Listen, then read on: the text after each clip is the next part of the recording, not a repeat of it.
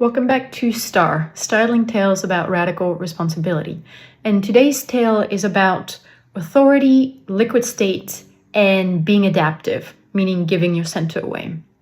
And I'm having this STARR because I noticed that there's this fear, this unconscious fear of going into a liquid state. And I'm just going to say what a liquid state is.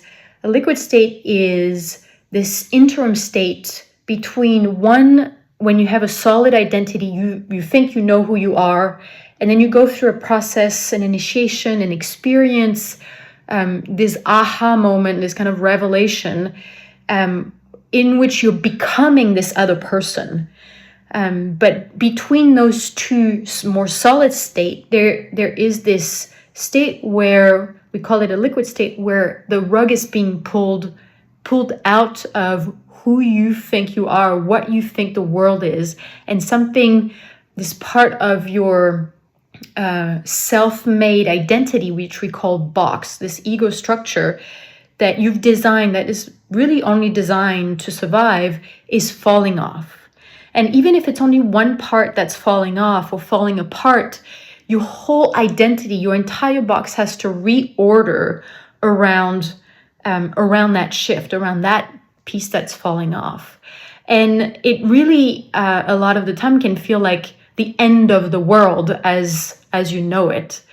And so there's this fear of this liquid state because people think, okay, when I'm in this state, when the world feels like is ending, or I'm ending as the way I've known myself, that you're in a state that's more vulnerable to being manipulated or controlled, or that you can be attacked, or people will, basically that you will be adaptive, you will be sucked into other people's world, or other people's idea, that you're more susceptible to that.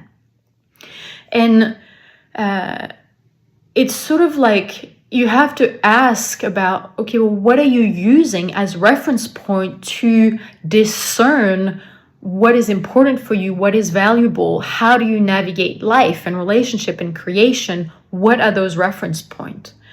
And so if you're using reference point of your self-image, such as I'm tough, or I'm weak, or I'm intelligent, or I'm dumb, or I need to be perfect, or actually I need to fail. I need to prove to people that I'm really I'm not good enough. Some people have that kind of identity.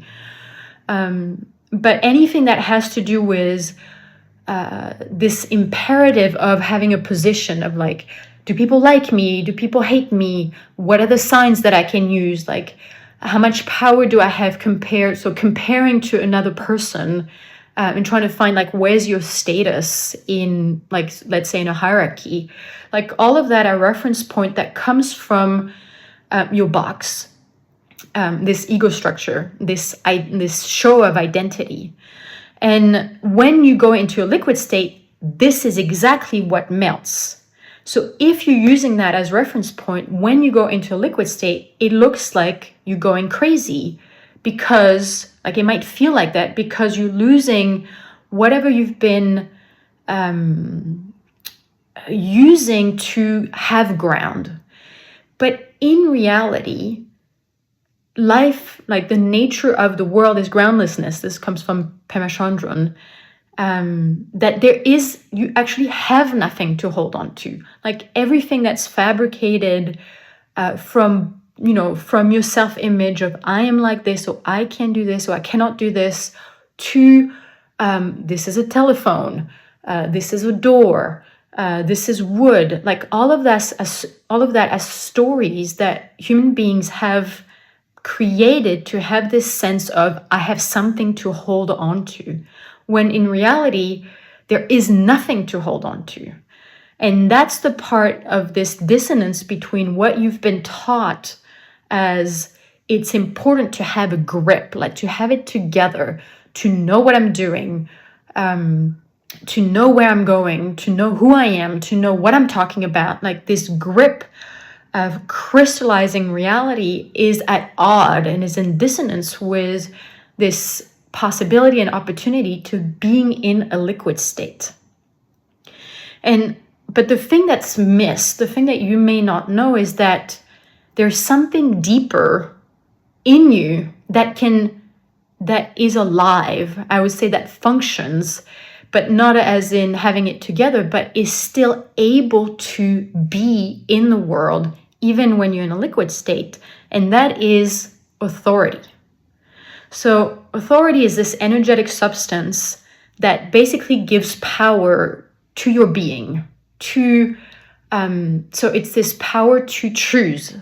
It's this power to declare. It's this power to ask. It's this power to improvise. It's this power to go non-linear. It's this power to cavitate and hold and navigate space, to go sideways, to make proposals, to make transformational proposals. All this power, in a way that is connected with reality, comes from this authority that is inside of you, like in a way, this column. So a picture I've had thinking about this star is, in a way, that we think we have this exoskeleton. So we think like we're insects, where we need to have this outer hard shell to navigate this world, whatever stories your box has about the world, whether it's a horrible world or beautiful world or opportunistic or timeless world, whatever your box has made a story. It's like you think you need this outside shell to be in contact with the world, that is also then solid. But actually we have an endoskeleton. And so endoskeleton is also like human being is, we have a solidity inside that has then a flexible shape outside, that's the shape of your being that can change, that can evolve.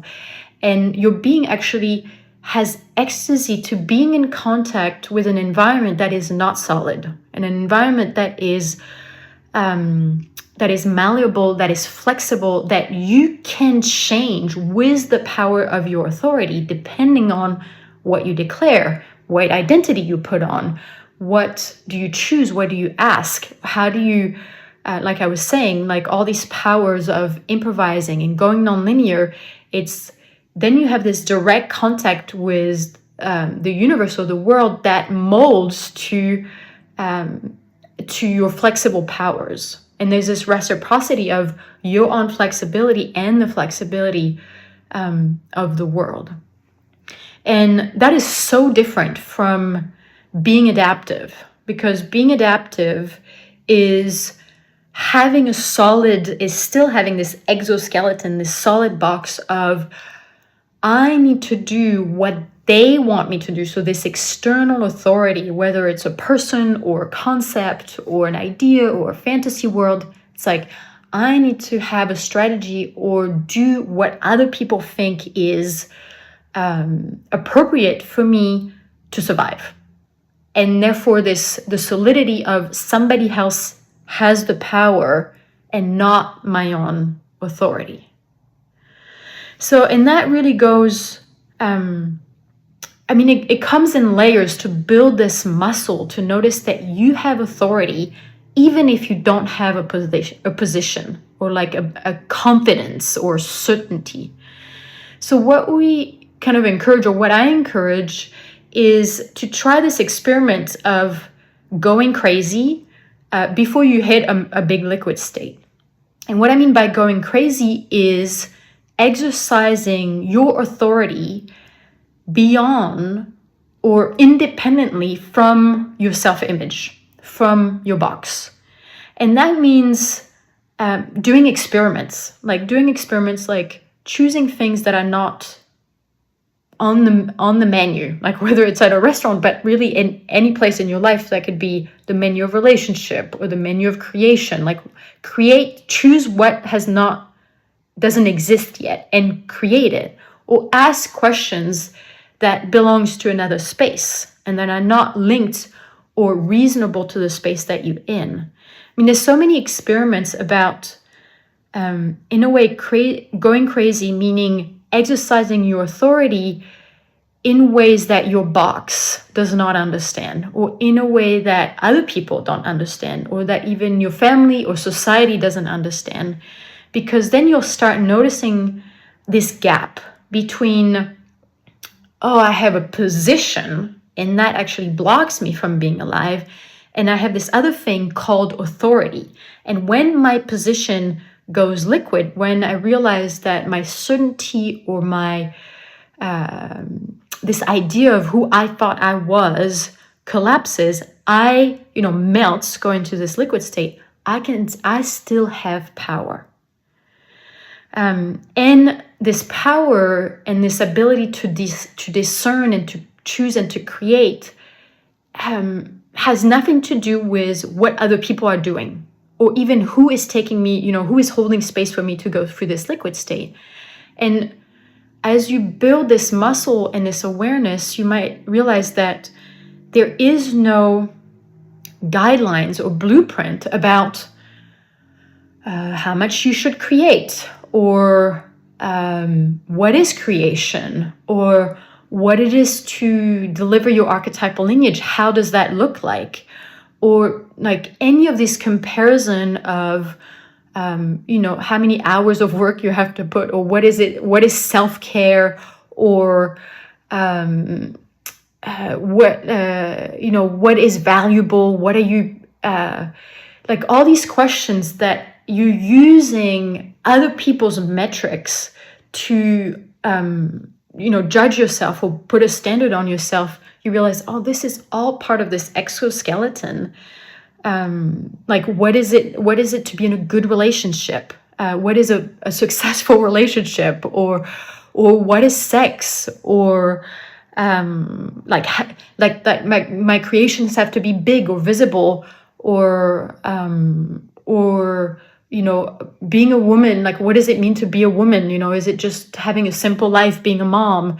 Like all of that, realizing that so much of that comes from this external feed of stories that just feed into your box, and against which your authority and your being basically is at odds, because it doesn't have this freedom of movement to unfold into your life and your values, and like how to be this space through which other forces of love and creation and becoming can do their work without being basically straitjacket into this idea of, like I said, of what you should do and who you should be and how should that look like, and how you should feel, that you should be happy, is still this gripping on into making stories to have a semblance of control over life.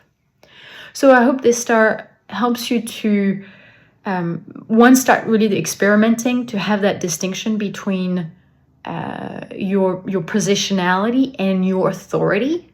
And also so that you can kind of go crazy and having more power, giving more power or value or muscle to your authority. And also noticing how much you might be avoiding liquid states to keep this grip that you think might be valuable.